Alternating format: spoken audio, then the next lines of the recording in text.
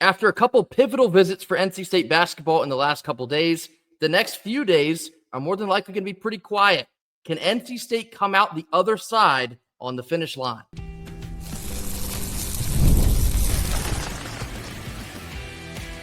You are Locked On Wolfpack, your daily podcast on the NC State Wolfpack, part of the Locked On Podcast Network, your team every day.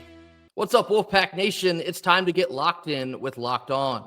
Thanks for making Locked On Wolfpack your first listen each and every day. We are free and available wherever you get your podcasts and on YouTube, part of the Locked On Podcast Network, your team every day. Our Wednesday show is brought to you by Monarch Money. Take control of your finances with Monarch Money. Use code LOCKEDONCollege at monarchmoney.com for 50% off of your first year. Monarch like the butterfly, money like the money. monarchmoney.com using code LOCKEDONCollege. Happy Wednesday to all. As always, I'm Grayson Boone, joined by former Wolfpack defensive tackle Kenton Gibbs. Kenton, earlier in this week, we talked about Derrion Reid from Alabama visiting with Coach Will Wade and the NC State basketball staff. Spoke about Terrance Arceneaux, who was in Raleigh before Easter weekend, just before the weekend occurred. He is now off to Virginia. Derrion Reid is now off to Oklahoma to visit with the Sooners. So they did not get the official commitment of Derrion Reid while he was here. He did make it to his next stop. We've already talked about what is usually the importance of securing a commitment once it is, their first visit. And typically, once they tend to take other visits after that, things can get dicey. So both of these two players that are now probably the top two names on the hot board, I guess you could say, for Will Wade and the staff, they've come to NC State and then they've taken additional visits. First question, what's your concern meter there? And second question, I'll get into that actually in a second here. What's your concern meter with that, Kenton? I'd say I'm moderately to maybe high level of concern here. Because how many guys that we've gotten so far through the portal this year have been cases where they committed when they, came here first, took a few visits elsewhere, and then committed on the back end of things. How often has that happened so far this year? I don't think a ton. So, you obviously want to get guys to commit while they're on their visits and all that. And I understand it. Trust me, I get it. I get why guys are going on their visits and want to fully flesh out all their options and whatnot. But I would tell you all the tallest of tales if I said I wasn't concerned about the lack of commitments while these guys are on these visits. Yeah, I mean, it is certainly at least a little bit registering on the concern meter. Even if you are totally relaxed or maybe you're at DEFCON 10, like I've seen a couple folks, you have to be somewhere along the line because Derrion Reid, we know what he now means to this coaching staff after you miss a guy like Mackenzie Mbako at the end of last week.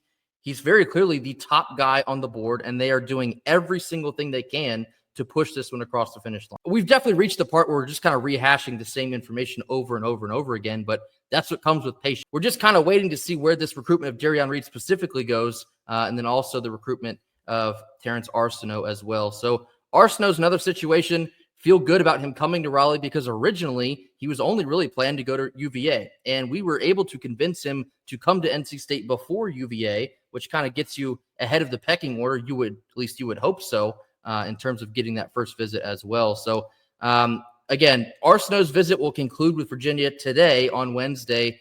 I'd be looking for something on that front probably by the end of this week. I'd have to imagine that one will move here probably pretty quickly now that those two visits are done, and by all accounts, it seems to be the only two leaders in the clubhouse. So I'm sure NC State would want Arceneaux very bad. I, too, am one of those people. I'm actually very high on Terrance Arceneaux. I think he can do a lot of things really well that he never really got to showcase, I guess, consistently at Houston. He was behind a lot of talent. He showed some offensive prowess when he did get on the floor, but again, in limited minutes, you only get so many opportunities. If Terrance Arceneaux were to land at State, if he wasn't even a starter, I could see him being like ACC Sixth Man of the Year. He has that level of bag with him. He plays good defense. He can rebound well, and he can score. He can take you to the rack. He can shoot from the outside. He can shoot in the mid-range. Don't let his numbers fool you based on just pulling stats in limited minutes. If he were to get into a Will Wade system, Will Wade gives him the freedom to be who Terrance Arceneaux was coming out of high school, which is a top 35 player in the country, I think he could be dangerous here in NC State. So I hope that NC State can get this one across the finish line. I'm sure the staff themselves are hungry for another commitment. We all know the fan base is literally dying to see some kind of portal movement here because we've all been waiting for weeks on end on pins and needles. So that kind of leads me into my next couple questions here, Kenton. We'll stay on Arceneaux and then jump back to Derrion Reid. How important is it that NC State does land Terrance Arceneaux and keep him away from UVA?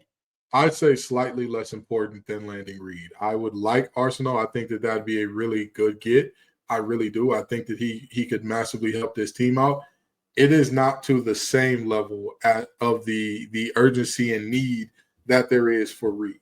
That is not a player that this team can afford to miss on for a multitude of reasons. So Arceneaux, again, I want him. I'm not saying, oh, he's, if he goes elsewhere, I don't care, whatever, no big deal. But I'm not looking at him and saying, like, if you had to say, Ken, you can only get one or the other, I would not pick Arceneaux. But again, I do think he's a fantastic player and he's all right. Maybe I'm too high on him, but I am very high on Terrance Arceneaux. In my mind, I think he's a must-take. I think he's extremely versatile with what he can do. He can play the 3. He can play a stretch 4 at sometimes, a little bit undersized, but the kid can jump through the roof and play very good defense in doing so. I think that versatility really takes him over the top when you're looking at who's left on the board. I saw a list of like the top 10 portal players that are still available. Derrion Reid was 8, Terrance Arceneaux was 10. So you're looking at potentially 2 of the top 10 still remaining. And I guess that'll now lead me into Derrion Reid. So same question. I said this, I believe it was either Monday or Tuesday. That is a must get. You cannot afford to miss on Derrion Reid at this point in time. And so it does make you a little nervous when he goes to Oklahoma. Again, he's linked to BYU. I saw Ole Miss is now trying to get back in the mix with him as well. We don't need none of that. We need Derrion Reid to land here in Raleigh. What say you, Kenton? Absolutely. I absolutely agree. And even if we are not talking about Derrion Reid in general, right, or Derrion Reid or Arceneaux in general, I'm starting to feel like they're letting a little bit of grass grow under their feet here. And don't get me wrong. I'm not saying that, like, hey, that's the worst thing in the world that could happen and they have no plan, no vision.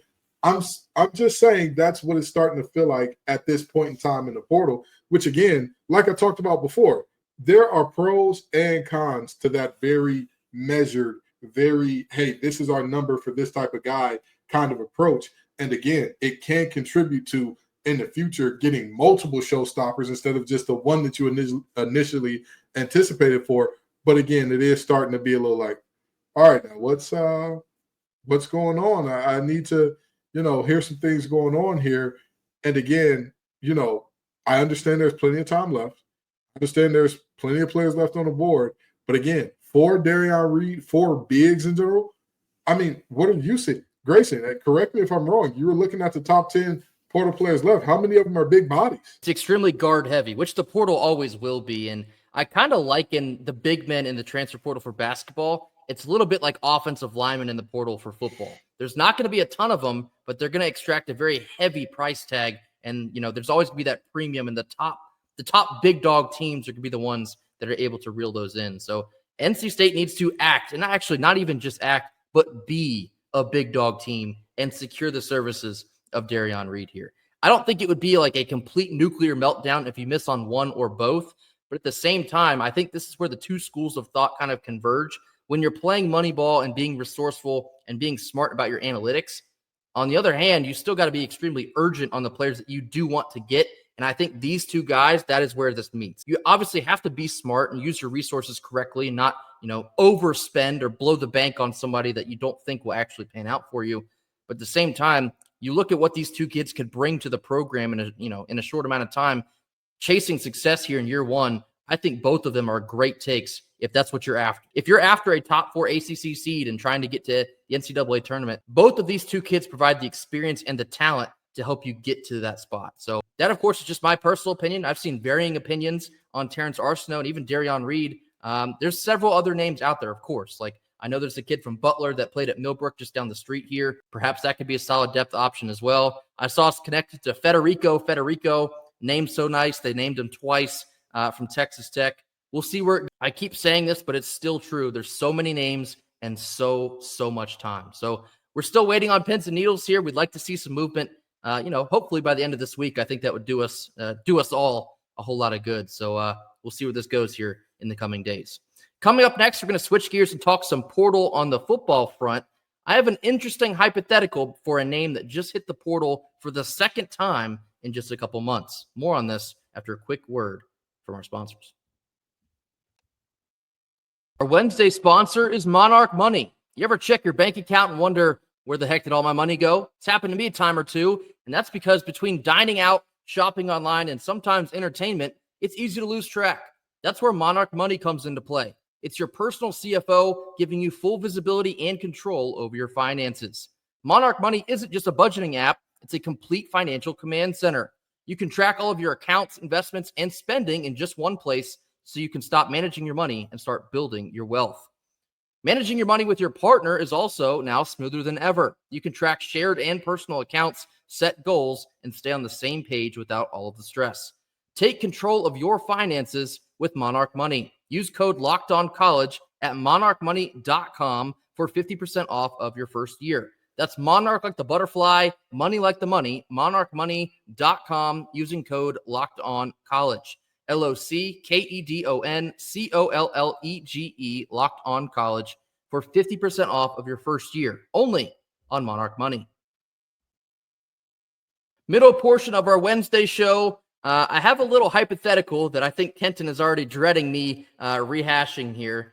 There is a specific wide receiver that hit the transfer portal for the second time this offseason here on Tuesday. He goes by the name of Nathan Leacock. Now, why does that sound familiar? Formerly from the Raleigh area, a big-time wide receiving recruit coming out of the state of North Carolina, chose to go to Tennessee, didn't get a whole lot of run, hits the portal, and was kind of, I'll say, like flirting with NC State because that's what it seemed like on the surface. He was working out with some guys on the Wolfpack team that he's obviously friends with because he's from the Raleigh area. Some workout videos inside of the Close King indoor facility. Kind of got some speculation going on, will he, won't he, will state, won't state, what's the situation here? But then it went quiet, obviously, and he committed to Purdue, of all places, who was 1-11 last year in 2024. And as confusing as that was, now you see him re-enter the portal here in the spring window. So I asked Kenton, with Takari Collins moving on from the program, that I guess hypothetically opens up another spot in the wide receiver room. Do you think NC State even bothers to try and kick the tires for a third time with Nathan Leacock? In the words of Lil Yachty and Babyface Ray, man, don't even bother. No. Why would you? This is Grayson, your the caption that is right over here, right, slightly to the right of where my finger is, says, does NC State take a third look at wide receiver Nathan Leacock? No, maybe I'm wrong here, Grayson. So you correct me. Did they offer him the first time out of high school? Yes. Did they offer him the second time when he jumped in the portal? That is unknown. It was never public. So I'm going to go with probably no. Okay. All right. That's fair. I will say this. You didn't want to come out of high school. You worked out in an indoor facility for whatever reason. It didn't work out. You didn't get here last time. If NC State is taking a third look, if they're offering for a third time, I would say no. But if you are correct and they had not offered him the second time and that's why he ended up committing to Purdue, I'd say go for it. But I'd also caution, why is one of the top players in the state going to a 1-11 school in, of all places, Purdue, Indiana? West Lafayette, Indiana. Oh, I'm sorry, West Lafayette, Indiana. You know how bad that is? I'm from Big Ten country, Detroit, Michigan, to be exact. I've got old teammates that played at Purdue. And I don't know where the city is, what it has to. Listen, I'm going to just tell you this. If a young man chooses West Lafayette over you, but again, if NC State was not on the table, I understand. And again, that would not be a third look. But if this is a third look, and you're saying, let's offer him and hope he comes this time. Yeah, don't give nobody multiple chances to say, hey, I don't want you now. I done said no once. I said no twice. I guess I'll come. as a Detroit Pistons fan, I saw how that played out with head coach Monty Williams last year. I had to watch Killian Hayes basketball just last year because of somebody exactly because of somebody pursuing a person who didn't want to be there. I refuse to watch a wide receiver give that type of effort because we begged somebody to come here. But that's just my 2 cents. No, I hear you, and I'll lead with this. I don't think that NC State will kick the tires, but it's sometimes fun to feed the delusion, right? We're NC State. This is what our fan base does. We feed the delusion. So that's what I'm going to do here for the next 3 to 4 minutes. So hear me out. When Dakari Collins exits the team, that opens up a hypothetical roster spot. Now, I also understand wide receiver is not, probably nowhere even close to being a position of need. Defense, and then after that, probably even more defense because we have a loaded amount of talent in that wide receiver room. And for that same reason, when we discussed Dakari Collins moving on, we're like, well, we wish him the best, but we still feel really good about what we still have there. Nathan Leacock, I think he changes the math just a little bit because of the talent that he possesses. It's kind of hard to articulate a little bit because he hasn't played that much in college. He didn't get a ton of run at Tennessee. He went to Purdue for, 2 months before turning right back around into the portal and looking for his third home now. So obviously the jury is still out on what Nathan Leacock will be at the college level.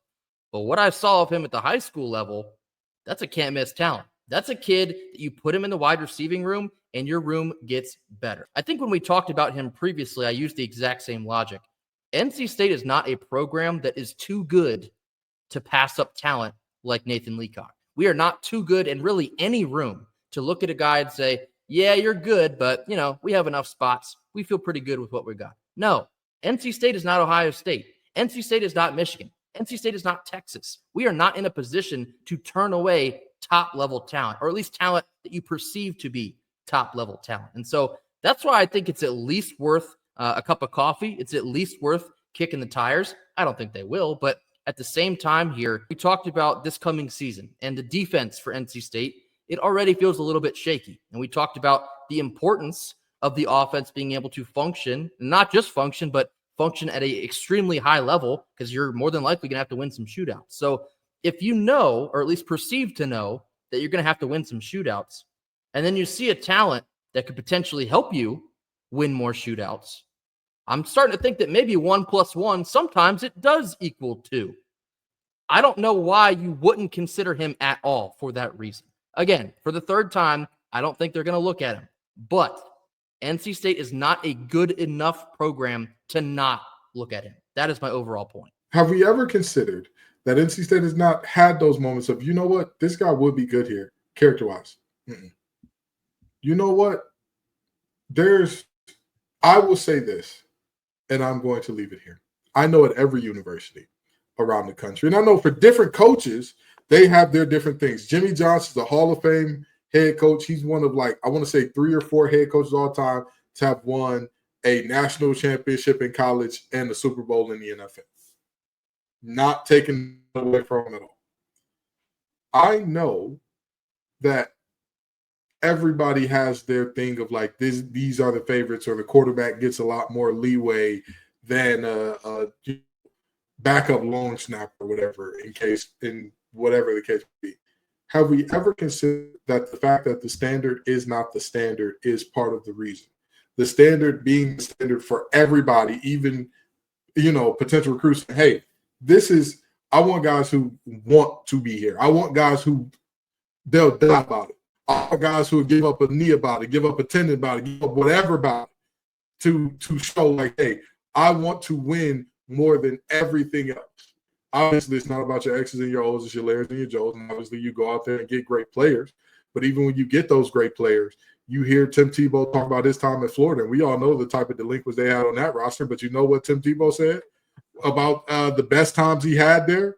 You know what he said was the best times he had there? And what many guys, including Brandon Spikes and Joe Hayden and other All-Americans, Saturday night workouts. When other teams were in the club, all of us got together and we decided we're going to go be madmen and die about winning. We're going to go be madmen and give up happiness and partying and all this about winning. So just my thought. If you're not ready to die about, hey, go about your way. Go about your way, brother. I think all that is valid. Maybe there are other reasons behind the scenes that NC State, I guess, didn't pursue him harder just a couple months ago when he was available, or maybe they won't pursue him at all now. There obviously could be a lot more to the story there, but I don't know. I'm still hung up on the idea that NC State this coming year, they can't afford to leave any stone unturned. They can't afford to leave maybe points on the table. You have to be able to take advantage of every single thing you got, because that's kind of the gut feeling about where the defense stands. So I don't know. We'll see if they do choose to pursue Leacock or any wide receiver at all. I've seen some connections to a couple other receivers in the portal, but probably nothing more than just a, hey, what's up with y'all type of deal. I don't know. We'll see where this goes, but I do think it's at least a little bit of a good idea for NC State to consider kicking the tires. He's a hometown kid. Maybe you get a hometown discount so it wouldn't cost you that much, and you can still focus primarily on the defense. There's a lot of work this team still needs to go under here before you get through the summer and into the fall. And I certainly think Nathan Leacock could be a sizable help on the offense that needs to carry a lot of the water here in 2025. Coming up next, we're getting into some Wolfpack baseball. No game on Tuesday night, but what are the silver linings to avoiding a second game with ECU? More on this after a quick word from our sponsors. Last couple minutes of our Wednesday show. The Pac-9 were supposed to play ECU for the second time this season on Tuesday evening, but it was rained out, I guess you could say. And I kind of tweeted a little bit about this, that we're reaching the point of the regular season in college baseball where it's not unusual that you see some programs and some coaches leverage weather. They leverage some incoming storms, or maybe it's a little bit cloudy and you think it's going to rain. And, oh, maybe Florida State's going to leave the tarp off by accident. We've seen a multitude of different ways that weather gets leveraged in the back half of the regular season, and it's not for nothing. Now, I'm not saying that NC State and ECU had a handshake under the table on Tuesday night to do everything they could to not play. That's not the truth. Obviously, they wanted to play because it's college baseball, and you need as many repetitions as you can get, especially for NC State when you have a team like Clemson coming to town this weekend. But here's the silver linings for this.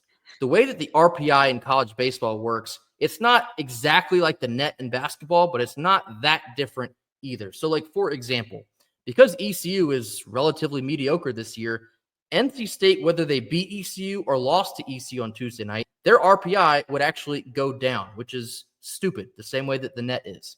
For ECU, it's a lot more high risk, high reward when you come to Raleigh and have to play to NC State. If they beat State, it would have helped their chances to get an at-large bid, because if they don't get an at-large bid, they might just have to win their conference to make it into the NCAA tournament. And then on the flip side of that, if NC State lays it on them and completes the season sweep, you could be looking at a proverbial dagger to ECU's season. They'd have a bigger hole to try and climb out of here in the last couple weeks. So there's certainly some gamesmanship to be played with here when you have some, I guess, questionable weather in the area. And like I referenced there, I remember Florida State last year when we were down there, and Link Jarrett, who is ironically JT Jarrett's dad, he's kind of built up this reputation for gaming the system and gaming some RPI, and he's not the only one. It happens all over the country. I'm not at all surprised to see this go down. And so finally, this will lead you to my silver lining here. With Clemson coming to town, and that series doesn't begin on Friday, it begins on Thursday. The silver lining is NC State doesn't have to waste any pitching at all before you have the Tigers come to town. Kenton, how significant is it to have every single hand on deck with the number 2 team coming to town? Well, first thing first, Grayson may be being a little harsh here in terms of gaming the system, because for those of you who don't know, I attend a run club in Raleigh, and before the game was supposed to have first pitch around 6 p.m. That's slightly before we run during the week. And there was I'm in North Raleigh, so not sure what it was looking like in the stadium. There was rain going on there. And then the actual run club that's in, Southeast Raleigh, there was legit thunder and lightning going on where I was like, are we sure we're supposed to be out here at about 7? So I do understand, because, trust me, I'm one of those guys that's like, rub some dirt in it. You're a football player more than anybody else. But even I understand that when there's thunder and lightning, you don't play around. You ixnay on whatever game you thought you had going on in those cases. I'll say this real quick. I'm not saying it didn't rain. I'm not saying there wasn't lightning and there wasn't thunder. But what I am saying is if they wanted to play, I think they could have. All right. Oh, yeah, I agree. I'm just saying there probably would have been, like, at minimum, a delay in the game. Sure. Like, hey, y'all can play, but, like, you're going to start at 6. This game ain't ending until 9:30, 10 because, you know, you're going to be in the dugout or whatever or the locker rooms for some time. But now, moving beyond the weather and whether or not the weather was or wasn't actual factor here, it's absolutely imperative to have all hands on deck. You are facing a top 5 team in the nation. You are facing a top 3 team in the nation. You are facing one of the best teams, an absolute buzzsaw all year. If you think that it does not help you to have your best on deck in that moment, I would tell you, put down the drugs. Tell us what drug you're on. We have a hotline for you, okay? Because, again, this is a moment where everybody needs to pull their weight. The bats need to be batting. Rom-com Dom needs to be Rom-com Dom. And Marone needs to be Marone. We already know the dude abides. When he gets in the game, the door needs to be closing. Doesn't matter who gets in. We need our guys to be rolling at their highest clip, both on the mound and in the batter's box. Because, again, Clemson is no joke.